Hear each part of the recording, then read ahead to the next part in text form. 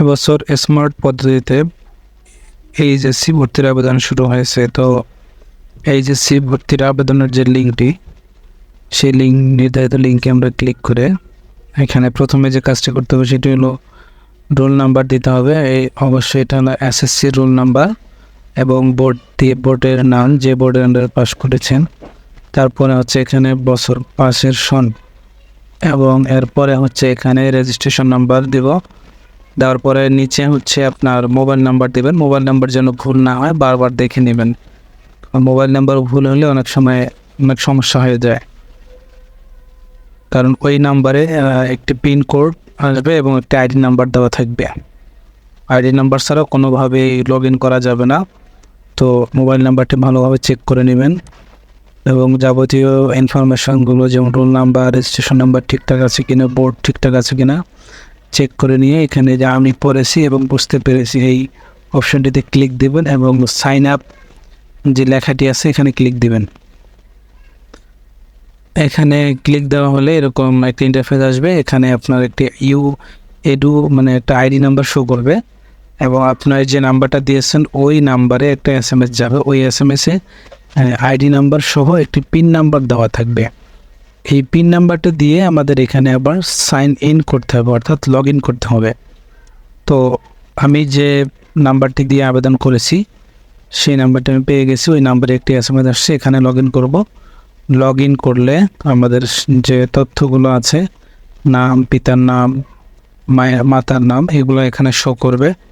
তো এগুলো আমরা ভালো করে চেক করে নিব যে ঠিকঠাক আছে কিনা এবং এসএসসির তথ্য দেখে নিব। তো এখান থেকে যে এরকম একটি ইন্টারফেস আসলে আমার প্রোফাইল লেখা আছে, আমার প্রোফাইলে ক্লিক দিলে আমার তথ্যগুলো শো করবে এবং এরপরে নিচে লেখা আছে যে কলেজ অনুসন্ধান, তারপর হচ্ছে আবেদন, নির্বাচন এবং পেমেন্টের ইতিহাস।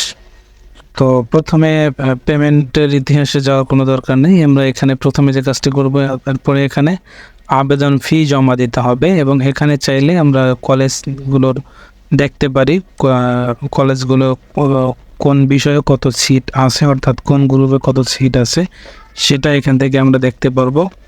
তো এরপরে আমরা এখানে প্রথমে আবেদন করার পূর্বেই আমাদের এখানে পেমেন্টের ফি যে আছে 150 টাকা, এটা জমা দেওয়ার জন্য এখানে ক্লিক দিতে হবে আবেদন ফি অপশনে। ক্লিক দেওয়ার পরে যেহেতু আমরা বিকাশ, রকেট বা নগদ এরকম মোবাইল ব্যাংকিংয়ের মাধ্যমে জমা দেব, তো এখানে এসএসএল কমার্স যে লেখাটি ওখানে ক্লিক দেব।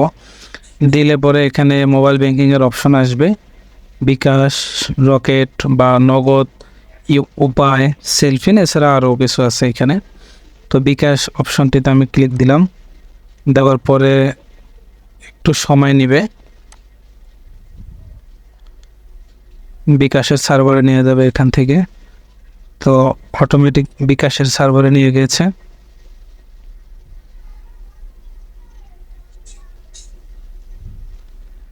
আমরা একটু ওয়েট করি। হ্যাঁ, এবার বিকাশের নাম্বার দিতে হবে আমাদেরকে এখানে। আপনার যে বিকাশের টাকা আছে সেই বিকাশের নাম্বারটিতে নাম্বার দেওয়া হলে এখানে কনফার্ম অপশনে ক্লিক দেবেন। দেওয়ার পরে আপনার বিকাশ নাম্বার একটি ভেরিফিকেশন কোড আসবে 6 ডিজিটের, ওই কোডটি এখানে দেবেন। কোডটি দেওয়া হয়ে গেলে আপনার বিকাশের পিন নাম্বার দিয়ে কনফার্ম করবেন। কনফার্ম করার পর আরেকটু সময় নেবে এবং আমাদের আবার ওয়েবসাইটে নিয়ে যাবে, পূর্বের যে ওয়েবসাইট। আচ্ছা, এই যে আমাদের পেমেন্ট সফল হয়েছে। এরপরে একটু সময় নেন, আমাদের অপশন চলে আসবে। এটা অটোমেটিক আসবে, একটু অপেক্ষা করতে হবে। এটা আসলে নেটের উপর ডিপেন্ড করে, নেটের যে স্পিড।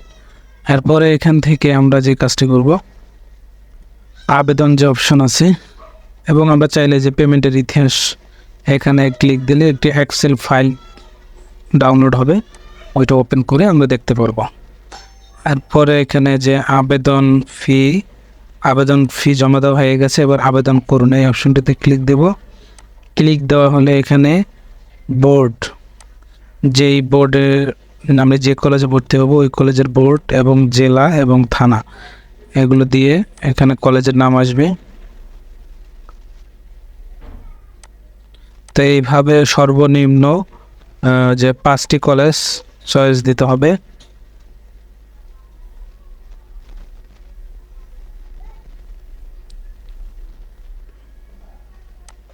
এক এক করে 5টি কলেজ চয়েস দেব।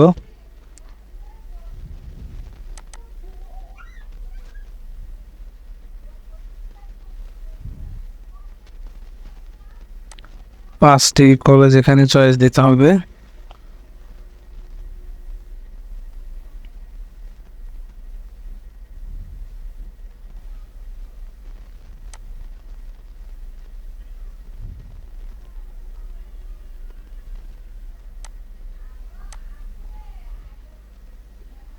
আবার যদি এখানে কোনো কোটা থাকে সেক্ষেত্রে কোটার যে অপশনটি আছে অপশনে ক্লিক দিতে হবে, আর না থাকলে ওখানে দেওয়ার কোনো দরকারই নাই। এখানে যে প্লাস বাটন যে দেওয়া আছে কলেজ সিলেক্ট হলে প্লাস বাটনে ক্লিক দিতে হবে।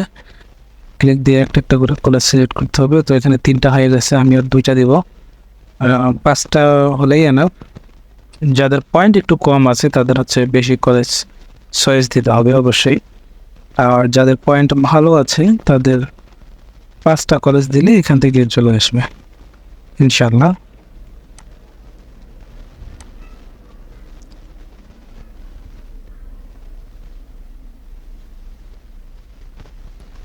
তো সেম ভাবে আরেকটি কলেজ হয়ে গেলো, 4 নম্বর কলেজ চয়েস হয়ে গেল।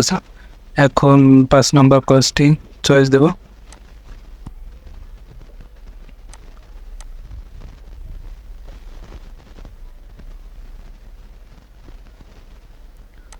আরেকটি কথা হলো যে যদি আপনার কনফিউশন মনে হয় তাহলে কোনো কলেজের হয়তো নামে একটু মিলে না, যেমন ডিগ্রি কলেজগুলোতে শুধু কলেজ লেখা, তো এখানে ইআইআইএন নাম্বার যে আছে ওই নাম্বারটি দিয়ে ক্রোমে একটু সার্চ করে, গুগলে একটু সার্চ করে দেখতে হবে যে ঠিক কলেজের নামই দিচ্ছি কিনা। আচ্ছা, এভাবে 5 নম্বর কলেজ আমাদের দেওয়া হয়ে গেছে। এখন 5 নম্বর কলেজ হয়ে গেছে, যেহেতু আমি একটু চেক দেবো যে 1 2 3 4 5 আমি যেভাবে সাজিয়েছি লিস্টটা। তারপরে এখানে যে আবেদন সাবমিট করুন, এখানে অ্যারোগুলো আছে, অ্যারোগুলো দিয়ে সামনেরটাকে 1 নম্বরটাকে 2 নম্বরে নিয়ে আসতে পারবেন, 2 নম্বরটাকে 1 নম্বর নিতে পারবেন। তো এবারে আবেদন সাবমিট অপশানে ক্লিক দেবো। এরপরে হচ্ছে ঠিক আছে, এই অপশানে ক্লিক দিয়ে পিডিএফ ডাউনলোড করুন। আমার কলেজ যেগুলো সিলেক্ট করেছি এগুলো এখানে শো করবে। এরপরে লেখা আছে পিডিএফ ডাউনলোড করুন। এইখানে মানে আপনি যে কলেজ চয়েস দিয়েছেন সেই চয়েসের লিস্ট আপনার আছে। তারপরে ইভেন্টের ইতিহাসটা পূর্বে আমরা দেখেছি। এরপরে আমরা যে ডাউনলোড অপশনটি, যে ফাইলটি ডাউনলোড হয়েছে ওইখানে ক্লিক দেব। দিনের পরে আমরা দেখতে পারবো যে কী অবস্থা হচ্ছে এখন।